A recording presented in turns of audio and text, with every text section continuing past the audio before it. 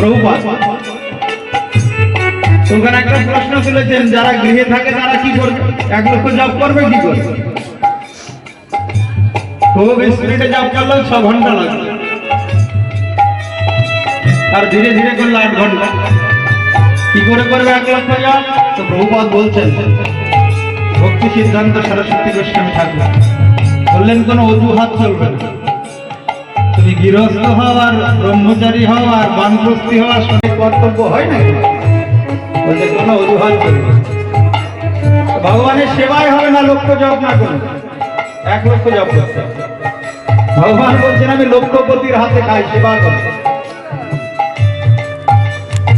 যে লক্ষ নাম না করে তার কোনো কিছু গ্রহণ করি না, দীক্ষা নিলই বা তাই। সাবধানে চলো, এখনো সাবধান হও, তাহলে জন্মটা ধন্য হবে, নাহলে সব গেল।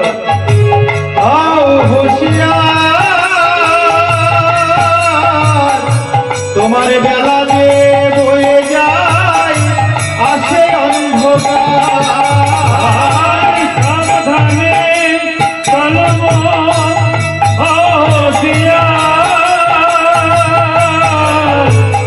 তোমার বেলা যে বয়ে যায় আসে অন্ধকার। দেখো মানুষ দেবতা হয় অবতার, দেবতা হয় অবতার। বাবা কহে চোখ দেখো না, আরে বারে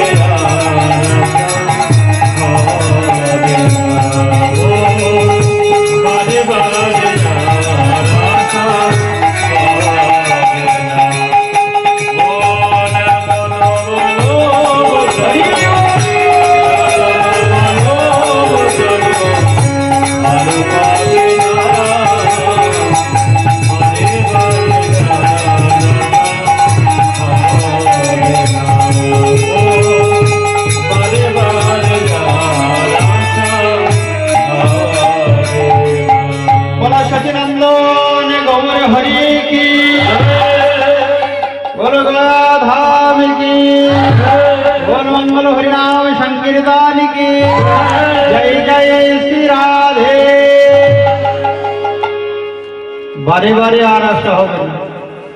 এইরকম সাধুসঙ্গ ভক্ত সঙ্গ লাভ হবে না যদি গুরুচরণ আশ্রয়বিহীন জীবনটা নষ্ট হয়ে যায়।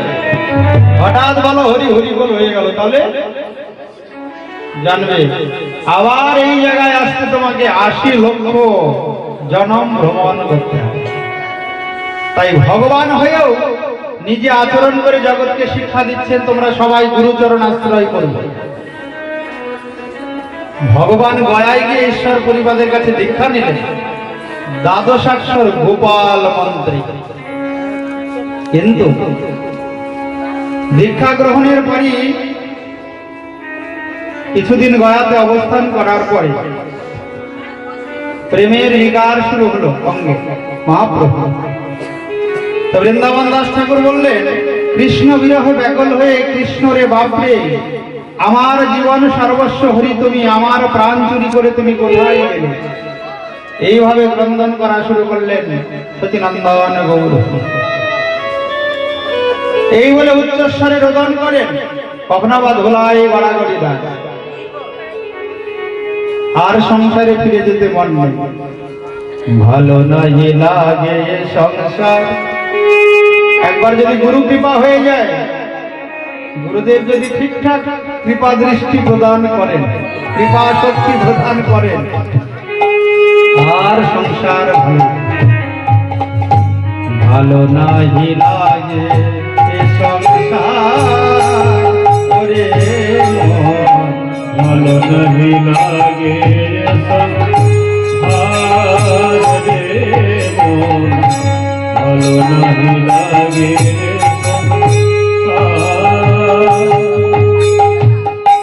জন্ম মরণ জরা যে সংসারে আছে ভরা, জন্ম মরণ জরা সংসারে আছে ভরা,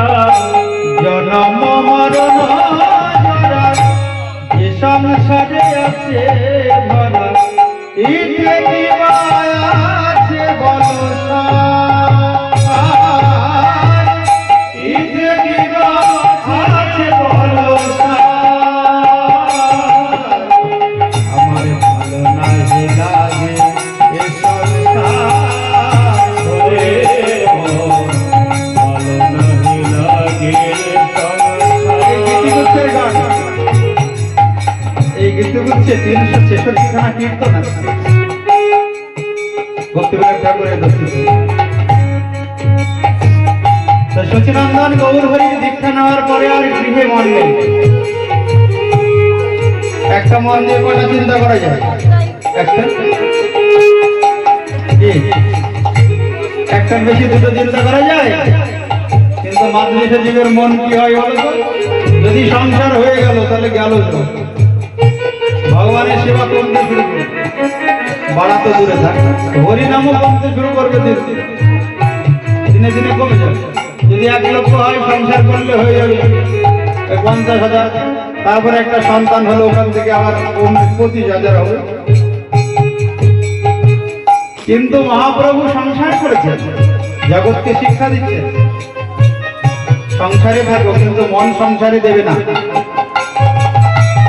যদি মনটা সংসারে দাও তাহলে তুমি আবদ্ধ হয়ে যাবে, ওই মনই আবার তোমাকে টেনে নিয়ে আসবে সংসারে, ভগবানের ধামে যেতে দেবে না। মনই জীবের বন্ধু, মনই জীবের শত্রু। সংসারে থাকলেও মন সংসারে দেবে, মনটি দেবে ভগবানের চরণ, সর্বক্ষণ ভগবানের চিন্তা করবে, ভগবানের নাম করবে। স্মরণাঙ্গ ভজনই সর্বশ্রেষ্ঠ ভজন। মনে মনে ভজন, মনে মনে ভগবানের চিন্তা করবে, মনে মনে ভগবানকে মালা পরাবে, মনে মনে সেবা দেবে, মনে মনে আরতি করবে। এই হল স্মরণাঙ্গ ভজন, সর্বশ্রেষ্ঠ ভজন। বলে রাধা রানী কি?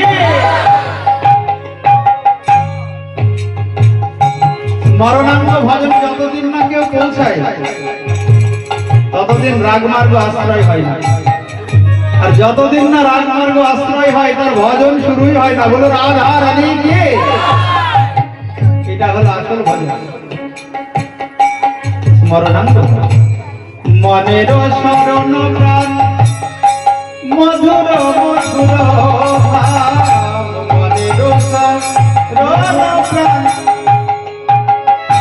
মধুর মধুর ধাম, যুগল বিনাশ স্মৃতি সারে মন, যুগল বিনাশ স্মৃতি সার। মনের স্মরণ প্রাণ, ভালো করে শোনো, শুধু বিধিমার্গ আশ্রয় করলে কিন্তু গোলক বৃন্দাবন লাভ হবে না, আসল ভজনে প্রবেশ করতে হবে। শুধু ওই তিলক করলাম, মালা করলাম, 16 মালা জপ করলাম, তুলসীতে জল দিলাম, হবে না। কিছুটা এগোনো যাবে, আসল ধন লাভ হবে। গোলক বৃন্দাবন প্রাপ্তি এতে হয় না। যাদের গুরুচরণ আশ্রয় হয়েছে তাদের উদ্দেশ্য বলা হলো। গোলক বৃন্দাবন ধামে নিত্য সেবার অধিকার লাভ করতে হলে তোমাকে রাগাশ্রয়ী ভজন শিখতে হবে, আর রাগাশ্রয়ী ভজন শিখতে হলে রাগমার্গের গুরুচরণ আশ্রয় করতে হবে। বলো রাধা রানী কি? রাগ ভজন কখনো দেহের দ্বারা হয় না, রাগাশ্রয়ী ভজন দেহের দ্বারা হয় না, হয় না, হয় না। রাগাশ্রয়ী ভজন হয় একমাত্র মনের দ্বারা, একমাত্র মনের দ্বারাই রাগাশ্রয়ী ভজন হয়। গুরু যদি কৃপা করে শেখান তবে তুমি যেতে পারবে গোলক বৃন্দাবনে, আর যদি না শেখান, যদি গুরুদেব এই ইহ জগতে হয়তো নেই, তোমাকে কোন শ্রেষ্ঠ বৈষ্ণবের কাছ থেকে রাগ ভজন শিখতে হবে, না হলে পারে কিন্তু গেল। শুধু বিধিমার্গ অবলম্বন করলে বৈকুণ্ঠ পর্যন্ত যাবে। চৈতন্য চরিতামৃত এখানে পাওয়া যায়, কিনে পড়বেন, প্রভুপাদ সুন্দর ব্যাখ্যা করেছেন এই রাগাশ্রয়ী ভজনটা কি। চৈতন্য চরিতামৃতটা ভালো করে পড়তে হবে। প্রভুপাদ বলেছেন রাগ ভজনই হলেন মনের দ্বারা ভজন, দেহের যেমন একটা প্রাণ আছে, এই মনেরও একটা প্রাণ আছে গো মা। দেহ থেকে প্রাণ চলে গেলে দেহটা অচেতন হয়ে যায়, জড়বৎ হয়ে যায়, ইট কাঠ পাথরের মতো হয়ে যায়। ওই ঘাড়ে করে নিয়ে গিয়ে পুড়িয়ে যায়। ছাই কতটুকু বেরায়? 1-1.5 কেজি। ইলেকট্রিক চুল্লিতে পোড়ালে একটা হাড়ও খুঁজে পাওয়া যায়। 11,000-এর ডাইরেক্ট কানেকশন থাকে, যেখানে সব দেহটা তুলে দেয়। 11,000 ইলেকট্রিকের ডাইরেক্ট কানেকশন। তো যাওয়ার আগেই পুড়ে অনেক দূর থেকেই আগুন ধরে যাচ্ছে। 45 মিনিট বড় জোর। তারপরে একদম ইট পুড়ালে যেমন ঝামা হয়, ঝামা চেনেন? ইট যদি খুব পড়ে তাহলে কালো হয়ে যায়, শক্ত হয়ে যায়, এরকম ঝামার মতো বেরিয়ে আসে আমাদের এত আদরের সাধের দেহ। তাই সময় থাকতে কিন্তু গুরুচরণ আশ্রয় করতে হবে না। সময় থাকতে ভজন শিখতে হবে, সময় থাকতে ভজন করতে হবে। কাউরি জন্য অপেক্ষা করবে না, কেউ তোমায় কিন্তু এগিয়ে দেবে না। এই সংসারে সবসময় তোমায় পেছনে টানবে। ওইদিকে যদি লক্ষ্য রাখো তাহলে তোমার মানব জন্ম বিফল হয়ে যাবে। তাই দেহ প্রাণহীন হয়ে গেলে দেহটা অচেতন হয়ে যায়। তদ্রূপ মন যদি প্রাণহীন হয়ে যায়, মনের প্রাণ কি? ভালো করে মনে রাখবে, মন দিয়ে শুনবে।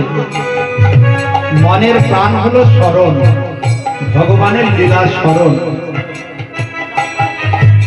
এই স্মরণ লীলায় যদি মন প্রবেশ না করে তাহলে পরে কিন্তু মন প্রাণহীন হয়ে যাবে। ওই মনটাকে তখন কাম, ক্রোধ, লোভ, মোহ, মদ, মাৎসর্য যে রিপু, ওই রিপুগুলি গিয়ে গ্রাস করবে,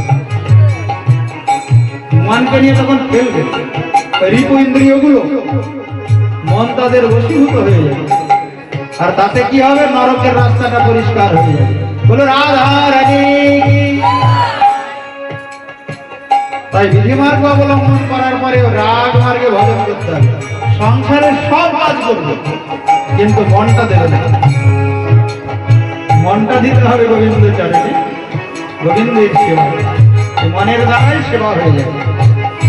তাই সচিনন্দন গৌর হরি গুরুচরণ আশ্রয় করার পরে উন্মাদ হয়ে গেলেন।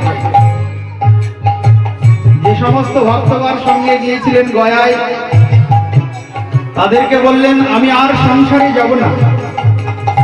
আমার ওই চিত্তচোর কৃষ্ণের অনুসন্ধানে আমি মথুরায় চলে যাব। গয়াতে বসেই ভগবান ভক্তগণকে বলছেন, আমি মথুরায় যাব, আমি আর সংসারে ফিরে যাব। এই বলে ছাত্রগণকে, ভক্তগণকে বললেন, তোমরা নবদ্বীপে ফিরে যাও, আমি আর ফিরে যাব, আমি সোজা যাব মথুরা। কারণ কি? আমার ভালো লাগে লাগে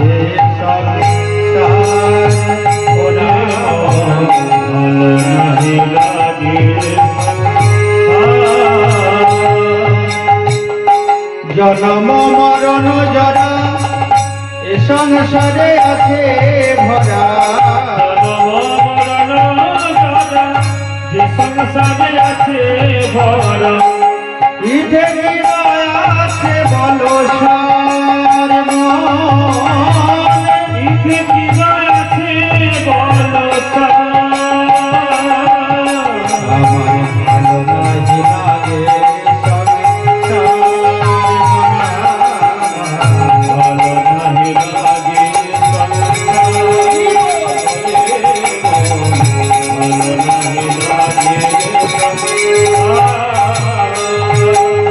হঠাৎ আকাশবাণী হলো, নিমাই।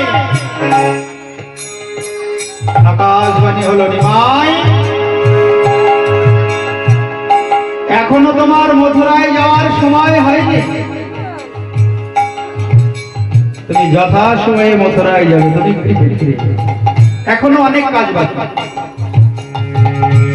আকাশবাণী হতেই ভগবান চিন্তা করলেন, এখন বৃন্দাবনে যাওয়ার সময় হয়নি। ভক্তগণকে নিয়ে গৃহে ফিরে গিয়ে নিমাইয়ের অদ্ভুত পরিবর্তন। ভালো করে কথা বলে না, খায় না, সেবা করে না, সব সময় কৃষ্ণ কৃষ্ণ কৃষ্ণ কৃষ্ণ কৃষ্ণ বলে করে।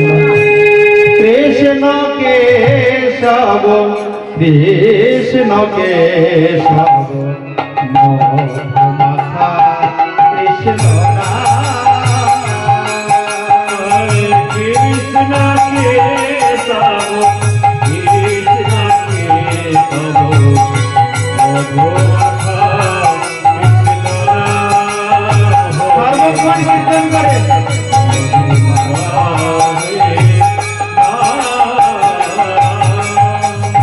আর নিদ্রার দিকে কোনো ধান নেই নয়।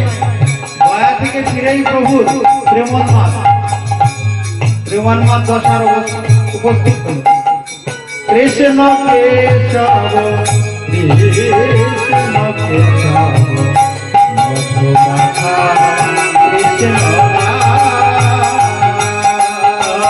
কৃষ্ণ কেশব কেশব মধুমাখা কৃষ্ণ হরে মধুমাখা কৃষ্ণ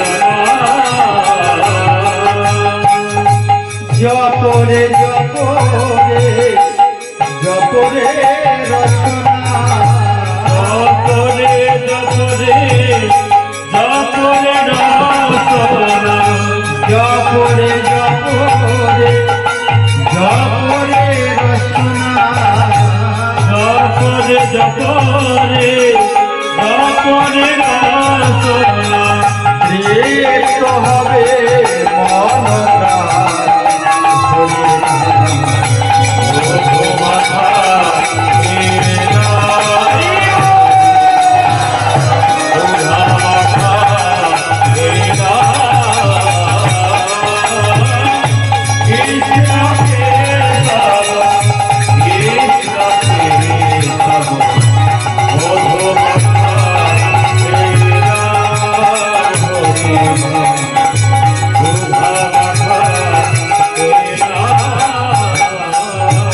কৃষ্ণচন্দ্র ভগবান কি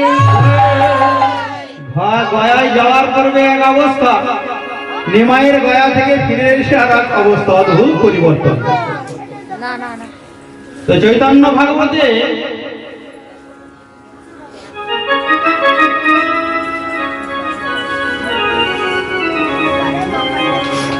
এই অনুষ্ঠানে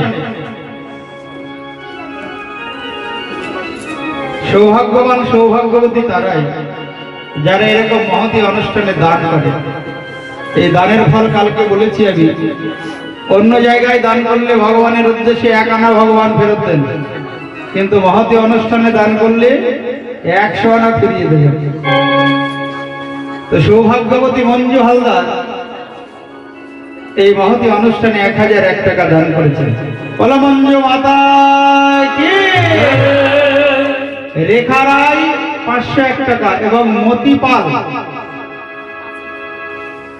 এই সৌভাগ্যবান ব্যক্তি দিয়েছেন 5001 টাকা, এবং স্বর্গীয় অনিমা বোস তিনি দিয়েছেন 5001 টাকা।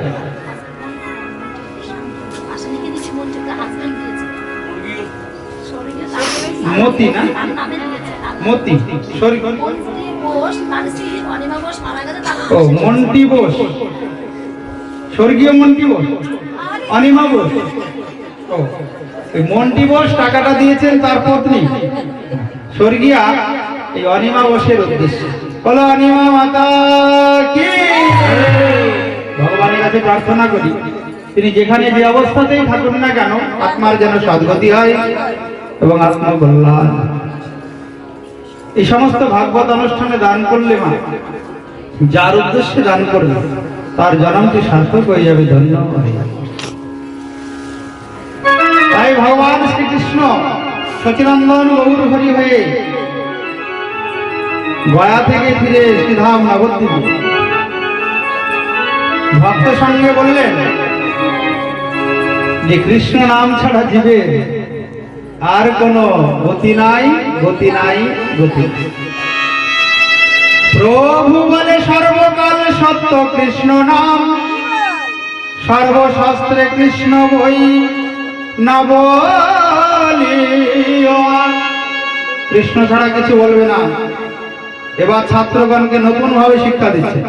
আগে যেমন বলতেন যে গ্রন্থের দিকে মন দাও, গ্রন্থে শাস্ত্রে যা বিষয় আছে সেইগুলি ভালো করে বোঝো। কৃষ্ণ ছাড়া যে জগতে কিছু নাই তা গয়া থেকে ফিরে এসে ছাত্রদেরকেও শিক্ষা দিচ্ছেন। এই অন্য কিছু পড়াশোনা করবে না, একটা শব্দ যদি জানা যায় তাহলে সব জানা হয়ে যায়। বলো রাধা রানী কি, আর ওই সেই শব্দটাই হলো কৃষ্ণ। কারণ কৃষ্ণের মধ্যেই তো সব, কৃষ্ণ থেকেই তো সব সৃষ্টি হয়েছে। তাই কৃষ্ণ শব্দটা ঠিকঠাক জানতে পারলে ছাত্রগণকে বলছেন সব জানা হয়। এই গাছের গোড়ায় জল দিলে আলাদা করে আর এই পাতায় জল দিতে হবে, গাছটা সতেজ হয়ে যাবে।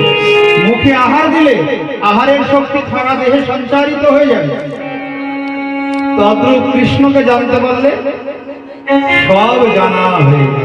বলে কৃষ্ণচন্দ্র ভগবান কি। তাই কৃষ্ণেরও চরণ ছাড়ি যে আর বাখানে বৃথা জন্ম যায় তার অসত্য বচন। কৃষ্ণ কথা কৃষ্ণ নাম ছাড়া, কৃষ্ণ ভক্ত সঙ্গ ছাড়া যে জড়বিদ্যা নিয়ে মেতে থাকে তার জীবনটাই বৃথা হয়ে যায়। তাই আগম বেদান্ত আদি যত দর্শন সর্বস্ব